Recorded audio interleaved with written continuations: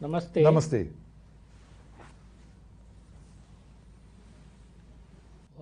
तपाईले नेपालका स्वास्थ्य कर्मीहरूले के कस्ता चुनौतीहरू सामना गरिराखेको देख्नु भएको छ र तपाईको सुझाव के छ? स्वास्थ्य कर्मीहरूको कुरा गर्दा नेपालको कुरा गर्दाखेरि चाहिँ हामीसँग जहिले पनि छलफलमा के आउँछ भने हामीसँग पर्याप्त डाक्टरहरू छैनन्, हामीसँग पर्याप्त नर्सहरू छैनन्, हामीसँग पर्याप्त स्वास्थ्य कर्मीहरू छैनन् र मानिसहरूले यसको बारेमा धेरै शिकायत गरिराखेको हुन्छन्। जब उनीहरू अस्पताल जान्छन् त्यहाँ उनीहरूले डाक्टर पाउँदैनन्, नर्स पाउँदैनन्। त्यसले गर्दा अवश्य नै पर्याप्त मात्रामा स्वास्थ्य कर्मी हुनु एकदम महत्त्वपूर्ण छ। तर हामीले नेपालमा अहिले एउटा एकदम चिन्ताजनक प्रवृत्ति देखिराखेका छौँ। त्यो के भने स्वास्थ्य कर्मीहरूलाई दोष लाउने, मानिसहरूले स्वास्थ्य कर्मीलाई रोग फैलाइस् भनेर दोष लगाउन थालेका छन् र उनीहरूले त्यो लान्छना लगाउन थालेका छन्। डाक्टरहरूलाई, नर्सलाई, स्वास्थ्य कर्मीहरूलाई उनीहरू पोजिटिभ भइस् भनेर उनीहरूमाथि लान्छना लगाउन थालिएको छ। तर यो उनीहरू संक्रमित हुनु नौलो कुरा होइन, किनभने सबै देशहरूमा नै उनीहरूको कामको कारणले, किनभने उनीहरू अग्रपंक्तिमा रहेर मानिसहरूको उपचार गरिराखेका छन्। उनीहरूको काम भनेको नै जोखिम मोलेर बिरामीहरूको सेवा गर्नु, बिरामीहरूको उपचार गर्नु हो।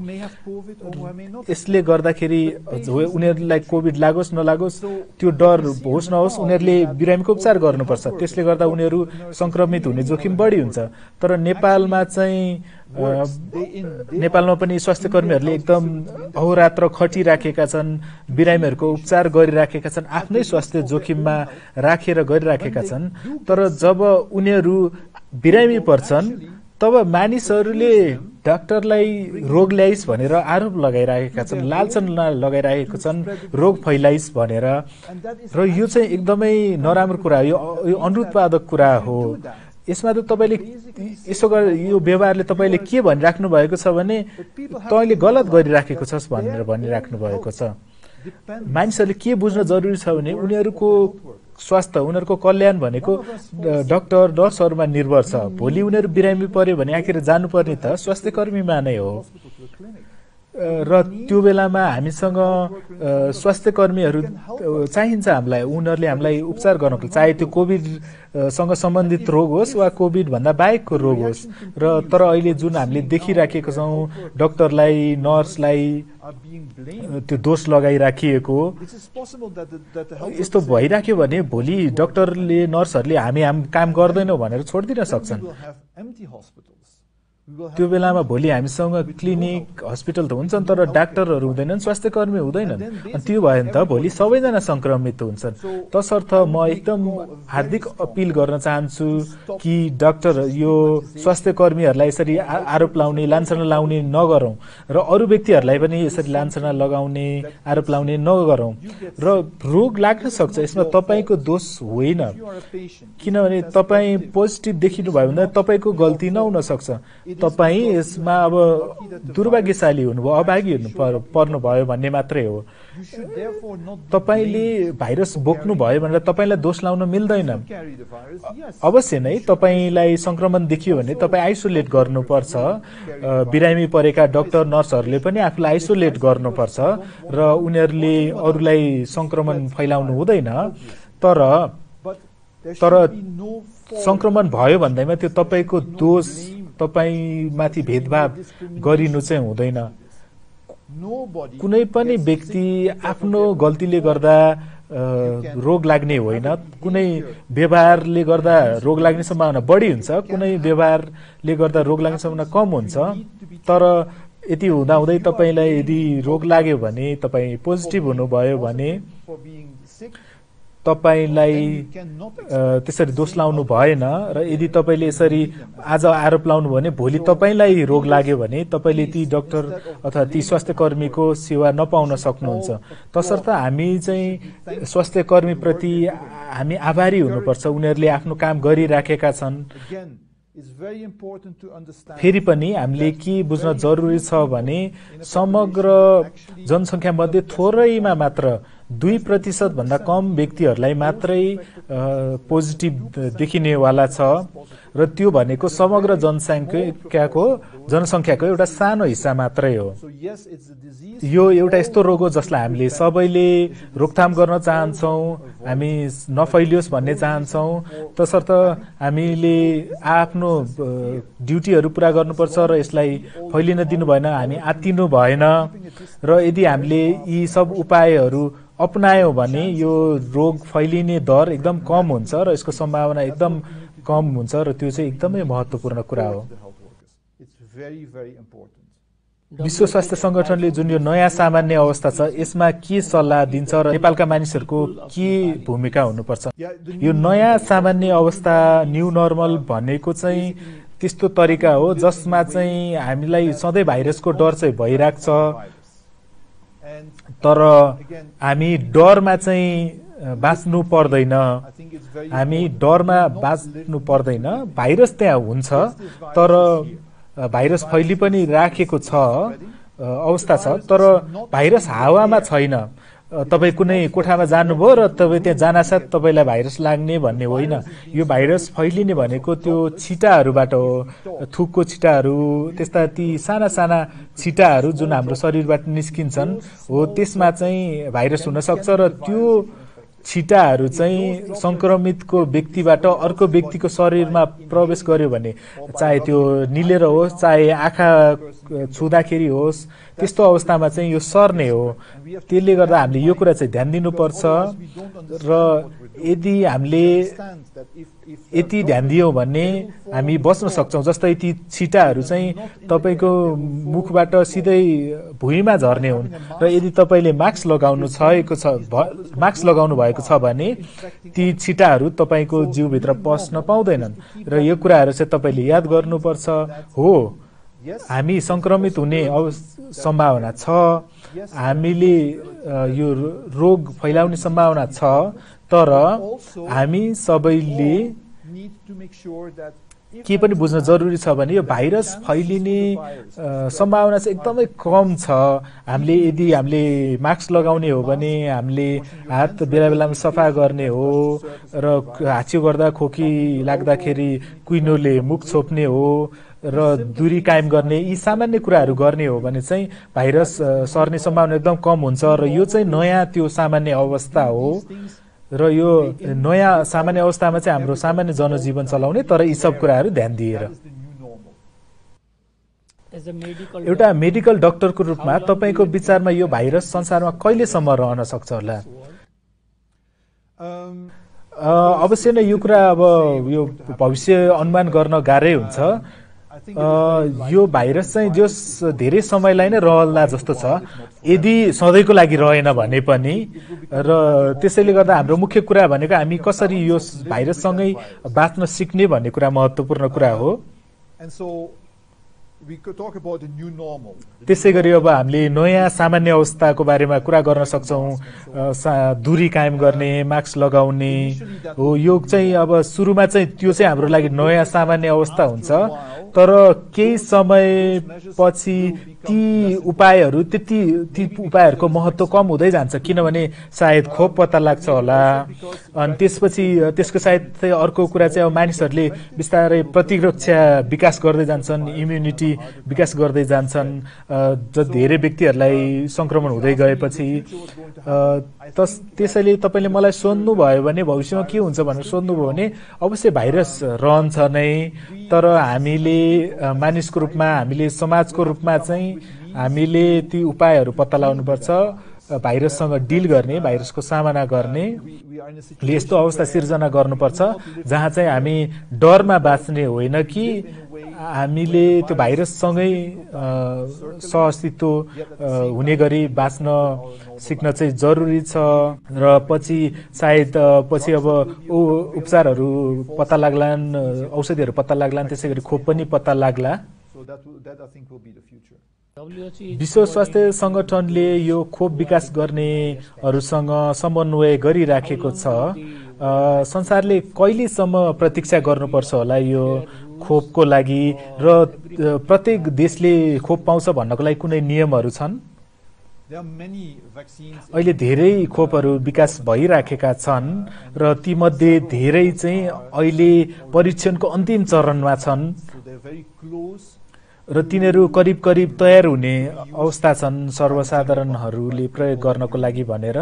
तर हामी पुरै ठ्याक्कै त्यहाँ पुगिसकेका चाहिँ छैनौँ, तर केही खोपहरू चाहिँ अहिले परीक्षणको अन्तिम अवस्थामा छन्।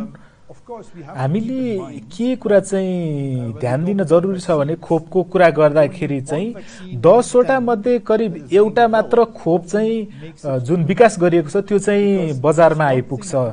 किनभने हामीले खोपको विभिन्न कुराहरू हेर्न पर्यो हुन्छ, जस्तै त्यो खोपले काम गर्छ कि गर्दैन, कतिको बलियो छ, त्यसले पर्याप्त संरक्षण प्रदान गर्छ कि गर्दैन, र त्यो सुरक्षा कति समयको लागि रहन्छ, त्यसै गरी कति डोज खानुपर्छ अथवा कति डोज लाउनुपर्छ, ती सबै कुराहरू चाहिँ हेर्न जरुरी हुन्छ र त्यो कुराहरू चाहिँ हामीलाई थाहा छैन।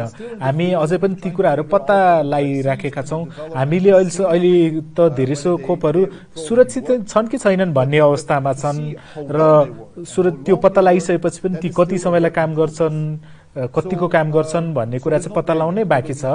त्यसले गर्दा हामी त्यहाँ पुगिसकेका छैनौँ। हामीले अहिले जुन समाचारहरू सुनिराखेका छौँ खोप पत्ता लाग्नै लाग्यो भनेर, हो धेरै प्रगति भइसकेको छ, तर हामी त्यहाँ पुगिसकेका छैनौँ।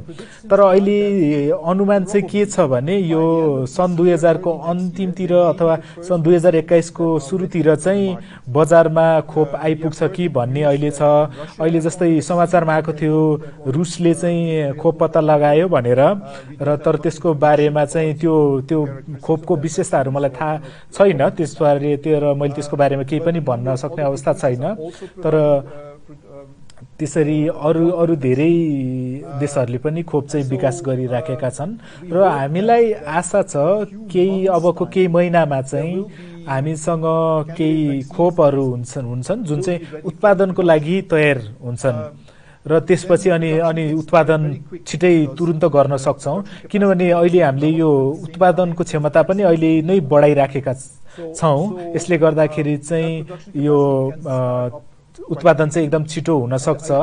तर आदर्श त हाम्रो आशा चाहिँ के हो भने अब सन् 2020 को अन्तिमसम्ममा चाहिँ हामीसँग करिब 2 अर्ब डोज खोप चाहिँ उत्पादन हुन्छ भन्ने हो र त्यो खोप चाहिँ सुरुमा हामीले विश्वभरि स्वास्थ्य कर्मीहरूलाई पहिलो सुरुमा बाँड्नेवाला छौँ। त्यसपछि किनभने स्वास्थ्य कर्मीहरू सबैभन्दा बढी जोखिममा हुन्छन् र त्यसपछि चाहिँ पहिलेदेखि नै अन्य कुनै स्वास्थ्य रोग भएका अवस्था भएका व्यक्तिहरू, जोखिम बढी भएका व्यक्तिहरूलाई दिइनेछ र त्यसपछि चाहिँ सर्वसाधारणलाई दिइनेछ र त्यसपछि चाहिँ यो सबै देशहरूलाई उपलब्ध गराइनेछ। तर सुरुमा कसलाई आवश्यकता छ भन्ने प्राथमिकताको आधारमा कसैलाई पहिला र अरूलाई पछि प्रदान गरिनेछ, तर सबैलाई प्रदान गरिनेछ।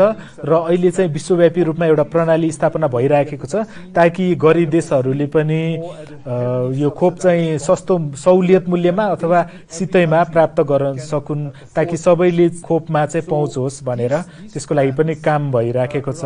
तसर्थ संक्षेपमा भन्दाखेरि चाहिँ अहिले धेरै नै खोपहरू विकास भइराखेका छन् र खोप विकासको मात्र मुद्दा होइन, यो सबैलाई उपलब्ध गराउने पनि मुद्दा हो र भोलि त्यो खोप चाहिँ हामीलाई अरबौं डोज आवश्यकता पर्दछ र त्यसलाई हामीले कसरी विकास गर्ने र त्यो उत्पादन गरिसकेपछि हामीले सुरुमा स्वास्थ्य कर्मीलाई दिनेवाला छौँ, त्यसपछि वृद्ध व्यक्तिहरू र अन्य रोग भएका व्यक्तिहरूलाई दिनेछौँ र त्यसपछि सबै सर्वसाधारणहरूलाई दिनेछौँ। र तर हामीले के सुनिश्चित गर्छौँ भने धनी देशहरूले मात्र होइन कि गरिब देशहरूले पनि खोप पाउनेछन्। हाम्रो यो दैनिक ब्रिफिङको दर्शकहरूसँग केही सन्देश दिन चाहनुहुन्छ उहाँहरूलाई? अवश्य नै हामी सबैको आफ्नै जिम्मेवारीहरू छन्। तपाईँ घरबाट बाहिर जाँदै हुनुहुन्छ, जस्तै साथीलाई भेट्न गइराख्नु भएको छ, तरकारी किन्न गइराख्नु भएको छ भने तपाईँले कृपया दूरी कायम राख्नुहोस्, जसरी हामी यहाँ कायम राखिराखेका छौँ, र मास्क लगाउनुहोस् र हात बारम्बार धुनुहोस्। र यो मध्ये कुनै एउटा होइन कि सबै कुराहरू गर्नुहोस्। त्यो भयो भने चाहिँ तपाईले आफूलाई बचाउन सक्नुहुन्छ र तपाईको वरिपरि भएका तपाईको छेउछाउमा भएका अन्य व्यक्तिहरूलाई पनि बचाउन सक्नुहुन्छ। यो र यो एकदम महत्त्वपूर्ण कुरा एउटा यो हो। र दोस्रो कुरा भनेको चाहिँ नआत्तिनुहोस्। हो, तपाई पनि संक्रमित हुन सक्ने सम्भावना छ। संक्रमित हामी जुसुकै पनि संक्रमित हुन सक्छौं। तर हामीले के बुझ्न जरुरी छ भने समग्र जनसंख्या मध्ये थोरै व्यक्ति मात्र संक्रमित हुन्छन् र त्यसमध्ये पनि अधिकांश व्यक्तिहरू 80% व्यक्तिहरूलाई त आफू संक्रमित भएको पनि थाहा हुँदैन अथवा एकदम मन्द लक्षणहरू मात्र देखिन्छन्। त्यसले गर्दा तपाई कृपया नडराउनु होला अनि नआत्तिनु होला। र तेस्रो कुरा भनेको चाहिँ स्वास्थ्य कर्मीहरूलाई कृपया समर्थन गर्नुहोला। नर्सलाई, डाक्टरहरूलाई र स्वास्थ्य प्रणालीलाई जसले त्यो अग्रपंक्तिमा भएका व्यक्तिहरू जसले बिरामीलाई सेवा गरिरहेका छन् उहाँहरूलाई दोष लाउने काम नगर्नुहोस्, उहाँहरूलाई भेदभाव नगर्नुहोस्। किनभने उहाँहरू संक्रमित भएका छन् भने उनीहरूले अरूलाई सेवा गर्दाखेरि उनीहरू संक्रमित भएका हुन्। बरु त्यसको लागि उनीहरूप्रति हामीले आभार व्यक्त गर्नुपर्छ, उनीहरूलाई हामीले प्रशंसा गर्नुपर्छ। हामी यो अन्तर्वार्ताको अन्तिमतिर आइपुगेको छौं। यो हाम्रो स्वास्थ्य मन्त्रालयको प्रवक्तालाई चाहिँ तपाईका के सुझावहरू छन्? मलाई लाग्छ स्वास्थ्य मन्त्रालयको प्रवक्ताले एकदमै राम्रो काम गरिराख्नु भएको छ र प्रवक्ताले चाहिँ सरकार र बाँकी अरू सबै बीच एउटा कડીको काम गरिराख्नु भएको छ र अहिलेको अवस्थामा त्यो मानिसहरूलाई सन्देश पुर्याउनु एकदम जरुरी कुरा हो। जस्तै महामारीको अवस्था के छ भन्ने मात्र नभएर उहाँहरूबाट हामीले के अपेक्षा गरेका छौं भन्ने सन्देश पनि हामीले उहाँहरूबाट के अपेक्षा गरेका छौं, उहाँहरूले के गर्नुपर्छ भन्ने कुरा सन्देश पुर्याउनु पनि एकदम जरुरी छ। यो अहिलेको अवस्था कसैलाई नि मन परेको छैन, कसैलाई पनि यो लकडाउन मन परेको छैन, कसैलाई पनि घरमै थुनिएर बस्न मन छैन, कसैलाई पनि काममा जान नपाउँदा, बाहिर घुम्न जान नपाउँदा सबैलाई नराम्रो लागेको छ अवश्य नै। तर यो अवस्थामा चाहिँ प्रवक्ताले जुन यो सरकारले गरेको काम र यो चिन्तित व्यक्तिहरू बीचको यो कડીको काम गरिराख्नु भएको छ, सञ्चार गरिराख्नु भएको छ र मानिसहरूले कुरा बुझेको सुनिश्चित गरिराख्नु भएको छ र मानिसहरूले कसरी आफूलाई सुरक्षित राख्न सक्छन्, महामारी कसरी फैलिराखेको छ भन्ने कुरा चाहिँ प्रवक्ताले जुन गरिराख्नु भएको छ यो एकदम राम्रो गरिराख्नु भएको छ जस्तो लाग्छ। धेरै धेरै धन्यवाद तपाईको समयको लागि र प्रयासको लागि। नमस्ते।